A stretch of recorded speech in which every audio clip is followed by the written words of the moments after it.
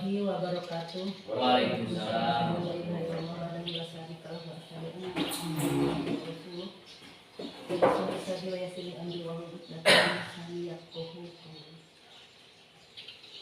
Yang terhormat Pak Wasmin, Bapak Taufik Hidayat MPD, Ibu Bapak Guru yang saya banggakan.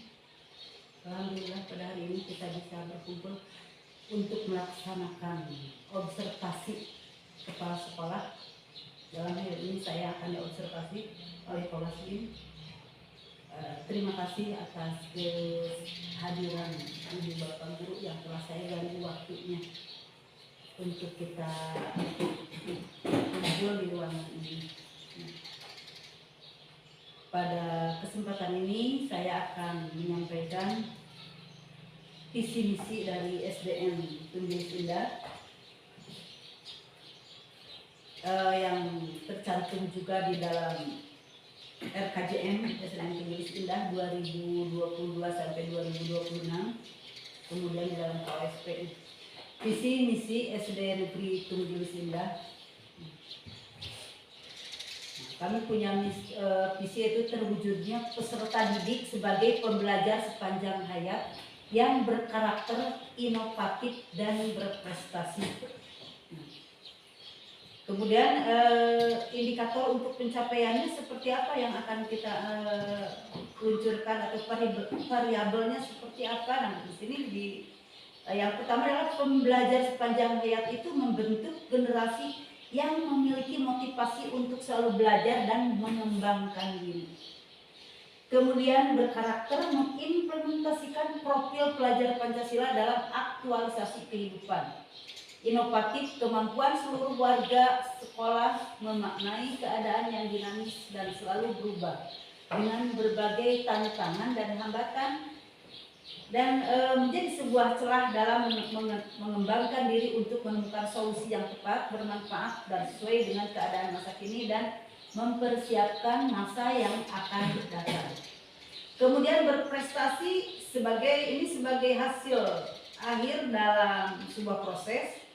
Prestasi ini merupakan tolak ukur sebuah proses. Prestasi tak hanya berkisar pada kemampuan kognitif dalam ajang prestatif saja, namun lebih pada keberhasilan menemukan kemampuan diri, mengembangkan talenta dan percakapan hidup dan yang bermanfaat. Nah, di sini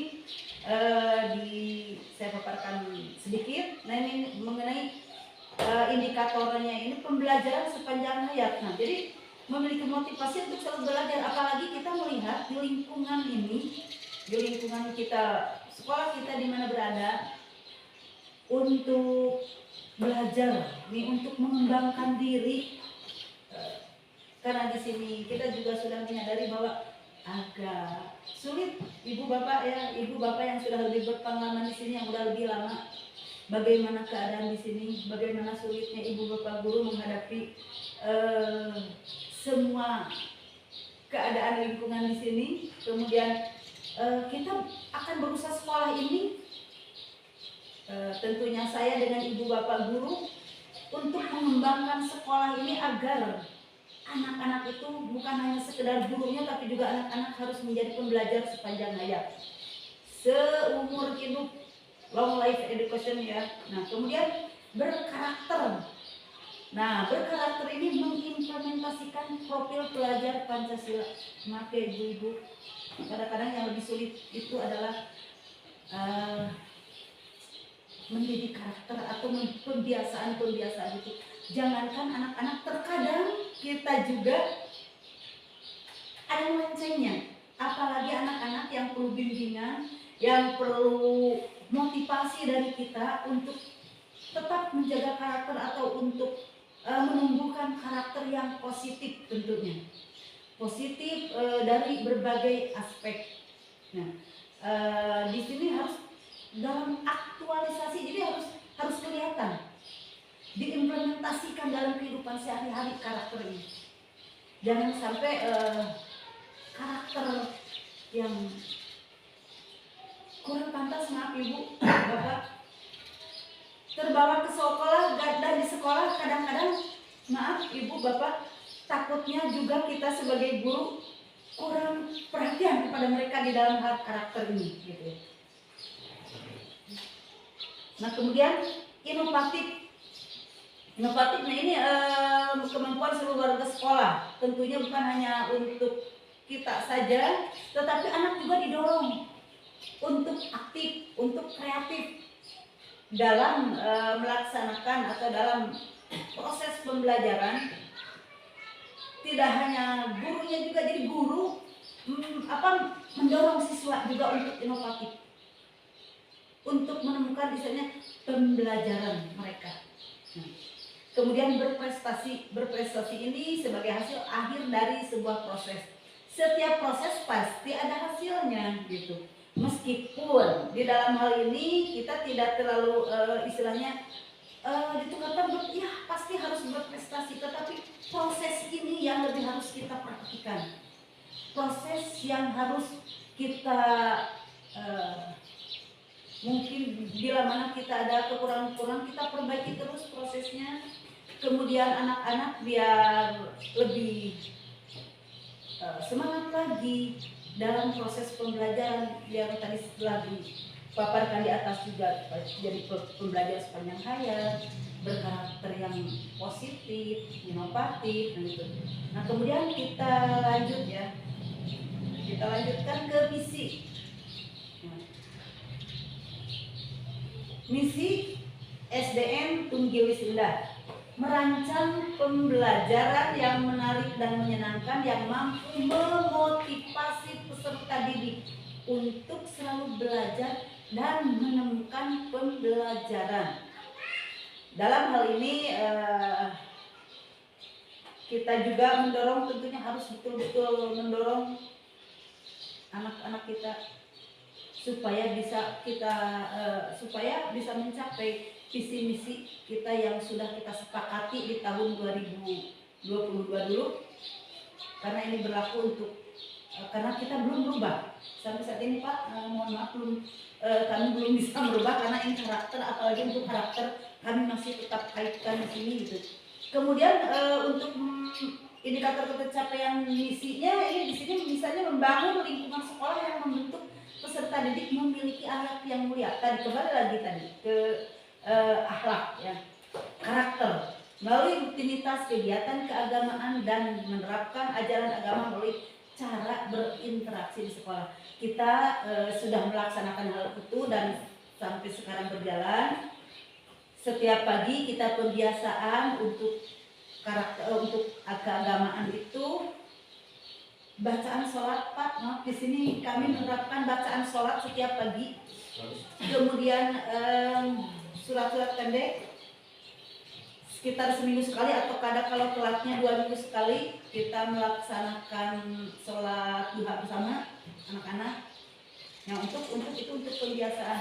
Nah yang terutama kami di sini ingin menekankan untuk masalah sholat, bacaan sholat, agar anak-anak begitu keluar dari sekolah ini anak-anak hafal betul bacaan sholatnya dengan begitu, dengan gerakan-gerakannya juga gitu.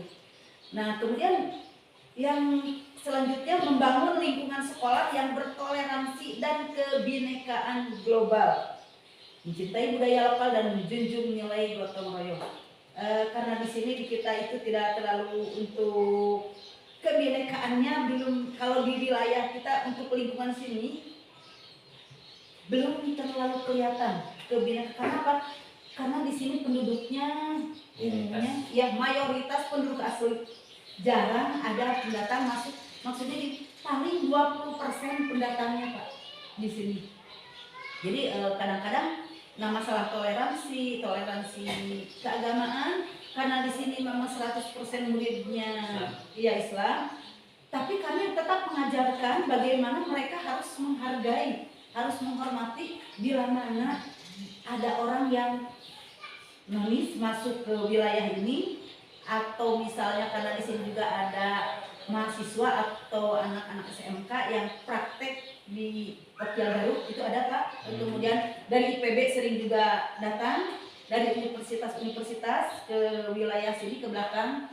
Nah jadi di situ kan bisa ada orang nonis kan masuk ke sini, jangan sampai ada, kalau sekarang dibully istilahnya, kadang-kadang dibully misalnya atau, tapi jadi supaya mereka itu tetap memandang bahwa mereka itu memandang dari sisi kemanusiaan, tidak melihat dari sisi agama gitu.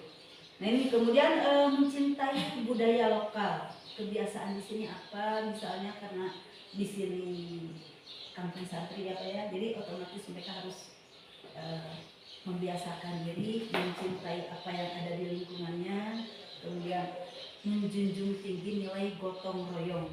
Nah kadang-kadang kan gotong royong ini juga kami biasakan, misal dengan membersihkan halaman, membersihkan lingkungan, tidak hanya di halaman, kadang-kadang di luar halaman pun, di luar lingkungan, di luar pagar pun kami tetap misalnya di depan atau di samping untuk bergotong royong untuk kebersihan dulu nih kalau untuk anak-anak di sini gitu. Tapi kan untuk lebih jauhnya setelah dewasa anak-anak harus seperti apa gitu. Kemudian mengembangkan kemandirian, nalar kritis, kreativitas yang memfasilitasi keragaman minat dan bakat peserta didik. Jadi untuk bakat-bakat peserta didik kami berusaha untuk mengembangkan, sehingga pada saat tertentu di saat lomba kreativitas siswa kami bisa menampilkan, meskipun tidak semua Pak, mohon maaf ini tidak semua mata lomba kita ikuti. Jadi mana nih yang sekiranya anak-anaknya mempunyai kemampuan, kemudian didukung oleh guru-guru, oleh SDM guru-guru yang ada di sini, alhamdulillah. Meskipun kami tidak pernah menjadi istilah juara pertama itu enggak, memang kami itu di sini baru mampu dari 2022 ke 2000 sampai saat ini kami baru mampu mendapatkan penghargaan kedua Kecamatan Pacet untuk pupuk di tahun kemarin. Kemudian tahun sebelumnya untuk MTQ kami dapat harapan ketiga, tapi itu sudah alhamdulillah. Kemudian futsal itu dapat kedua tapi di kecamatan. Nah jadi ini bagi saya pribadi yang sebagai selaku kepala sekolah merasa ya alhamdulillah sudah mulai ada pergeseran. Sudah ada mulai pergeseran di sini. Kemudian mengembangkan program sekolah yang membentuk ide dan gagasan cepat tanggap terhadap perubahan yang terjadi untuk merancang inovasi. Nah di sini ada kaitannya otomatis dengan IT untuk merancang program membentuk ide gagasan cepat tanggap terhadap perubahan yang terjadi. Nah, perubahan karena bagaimanapun juga pendidikan itu adalah dinamis, tidak sekali pada satu keadaan, berubah terus berubah.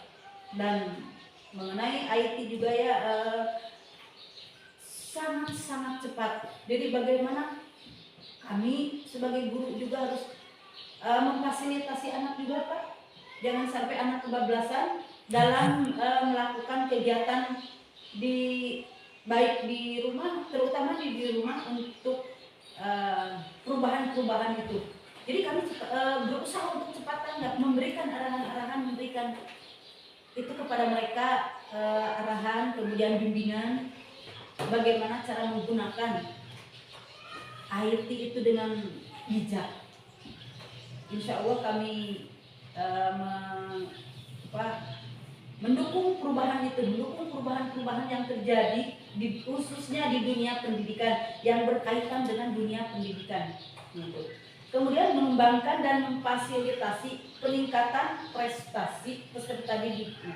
Memfasilitasi peningkatan peserta seperti tadi misalnya dengan diadakannya latihan-latihan oleh ibu bapak guru, baik sebelum akan lomba ataupun menjelang lomba-lomba. Nah, apalagi misalnya di minat bakat melalui proses pendampingan dan kerjasama dengan orang tua. Nah, kemudian apalagi sekarang kebetulan sebentar lagi akan ada acara kenaikan kelas yang tentunya komite yang menyelenggarakan. Nah, di sini sebagai ajang kreativitas untuk siswa, dan ibu bapak guru membimbing mereka, mengajari mereka dengan antusias. Begitupun anak-anaknya antusias sekali untuk ikut serta untuk berperan aktif dalam kegiatan tersebut. Nah, jadi di sini kami bukan hanya sekedar misalnya pada saat akan lomba, tetapi juga mengembangkan dan memfasilitasi itu di mana ada kesempatan. Misalnya kalau ada di bulan Maulid atau di bulan Rajab, nah kami juga mengembangkan kemampuan mereka di bidang berkaitan dengan bidang keagamaan. Jadi selalu insya Allah kami akan berusaha untuk mengembangkan sekolah ini dengan visi misi tadi yang telah disampaikan, agar sekolah ini bisa bersaing ke depannya, bisa bersaing dengan sekolah-sekolah yang ada di perkotaan. Karena kami di sini adanya di pojokan Desa Ciputri, pojokan Kecamatan Pacet, gitu. Jadi untuk anak-anak dan orang tua, terutama ini orang tua, jadi kami juga yuk mengajak sama-sama orang tua supaya untuk bekerja sama dengan pihak sekolah. Untuk anak-anak rajin berangkat ke sekolah, untuk pada sekolah, kemudian untuk melanjutkan, atau sekarang ini akhir tahun ajaran, tahun ajaran, jadi mereka harus melanjutkan. Istilahnya terutama grup kelas 6 dibantu oleh Pak Sofyan, karena Pak Sofyan udah lebih hafal mungkin kondisi di sini karena pernah memegang kelas 6 juga tahun kemarin, sekarang memegang di kelas B, ini di kelas A, tidak di kelas A. Jadi belusukan, dengan cara bagaimana kita harus agar anak-anak dari Tenggilis ini bisa melanjutkan sekolah ke jenjang yang lebih tinggi. Jangan sampai stuck sampai di sini, kemudian ini mengembangkan lebih. Nah itu, jadi jangan sampai stuck di sini. Jadi kami juga memohon bantuan orang tua, dan kami selalu sering mengadakan rapat-rapat dengan orang tua untuk menyampaikan visi misi. Kemudian selain visi misi, apa sih yang sekarang akan dilaksanakan di sekolah ini untuk memperbaiki atau meningkatkan IPM juga di wilayah ini. Nah, gitu. Jadi itu untuk pemaparan visi misinya. Nah, kemudian visi misi ini ada tercantum di dalam KSP. Ini di sini lebih dijabarkan lagi lebih banyak ya. Kemudian ini tentunya ada tujuan. Selain visi misi itu pasti sekolah itu memiliki tujuan. Kenapa sih ada visi misi? Pastinya punya tujuan. Ya. Tujuannya diharapkan oleh SNM Tenggilis itu mengikuti kurikulum sebagai bentuk dan cara mewujudkan misi sekolah yang telah ditetapkan dalam ini jangka waktu 1 tahun ke depan, mengoptimalkan sarana prasarana sekolah sesuai tentunya dengan kemampuan keuangan yang ada di sekolah ini. Kemudian menyelenggarakan sistem penilaian dengan sistem digitalisasi. Nah ini terutama untuk kelas yang sudah kurikulum merdeka, tentunya digitalisasi berjalan, termasuk untuk rapor. Terus kemudian nanti kan semuanya serba digitalisasi, termasuk laporan-laporan kita terkait ke PMM. Mau tidak mau, suka atau tidak suka, kita harus mengikuti alur tersebut. Di sana atau di PMM itu ibu bapak guru mengupload juga RPP. Itu kan salah satu dari sini mengoptimalkan sarana pembelajaran untuk yang selalu belajar. Kemudian otomatis kita terangsang untuk belajar. Otak setiap otak manusia seperti itu akan terangsang untuk belajar. Misal yang belum IT, paham IT, yang belum terlalu paham, karena saya juga sebenarnya belum paham betul untuk IT ini ya. Kita bersama-sama belajar, ya. Kita bersama-sama belajar untuk meningkatkan kemampuan kita. Karena bagaimanapun juga jangan sampai anak lebih pintar dari kita, misalnya sementara boleh anak lebih, tapi kita harus bisa menyikapinya. Kita sebagai guru tentunya harus bisa menyikapinya. Ini di 1 tahun ke depan ini program pembelajaran itu adalah yang nalar kritis dan kreatif tadi yang udah ada tercantum di visi misi, tapi di sini lebih lebih terinci kan. Kemudian tujuan jangka menengah, ya, merancang pembelajaran sesuai dengan tingkat perbedaan kemampuan kognitif. Nah, kognitif anak-anak kita itu tentunya bukan hanya anak-anak di sekolah kita, tapi semua umumnya manusia itu kemampuan kognitifnya berbeda. Nah, di sini peserta didik yang kemampuan tingkat perbedaan kemampuan kognitif peserta didik mengarahkan pada keterampilan dan kecakapan hidup sesuai bakat dan minatnya. Seperti misalnya ada anak-anak di sini yang bakat minatnya, ada yang senang bertani, ngorek kue tanah di pengker, melaknau untuk ucap-acem. Ya. Itu sebenarnya bakat mereka mungkin ke arah situ. Kemudian ada anak yang senang menggambar. Ada anak-anak yang senang, mungkin kalau laki-laki, terutama laki-laki main bola, ya bermain bola, itu kan merupakan bisa sebenarnya untuk nanti kedepannya untuk kecakapan hidup, untuk bekal mereka kedepannya. Kecakapan hidup itu bukan hanya sekedar dari kognitifnya ini, pengetahuannya ini misalnya bagus atau tidak, tapi mereka pasti akan memiliki, termasuk kita memiliki kelemahan dan kelebihannya. Tapi kelebihannya itu yang harus kita munculkan. Nah, di sini kemudian meningkatkan peserta didik dan ini tadi sudah dibahas ya. Nah, kemudian meningkatkan kecintaan kebanggaan terhadap potensi daerah. Kecintaan terhadap potensi daerah, kemudian melakukan kerjasama dengan stakeholder daerah atau corporate social responsibility (CSR). Terus CSR perusahaan untuk merancang program pembelajaran berbasis budaya lokal.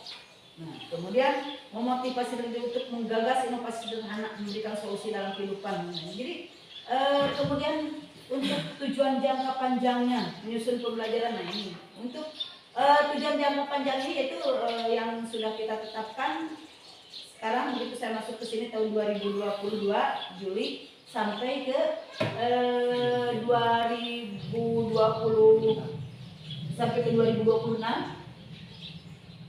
Tapi insya Allah kalau kita lihat perkembangannya bagaimana dari visi itu, maka kita akan lihat dirubah lagi visinya. Jadi bisa saja tahun pelajaran 2024-2025 bisa berubah, bisa saja kalau sudah tercapai diganti dengan yang lain gitu. Jadi itu pemaparan tentang visi misi di sekolah ini, itu yang bisa saya sampaikan. Terima kasih atas perhatiannya. Wabillahi taufiq wal hidayah. Assalamualaikum warahmatullahi wabarakatuh. Waalaikumsalam.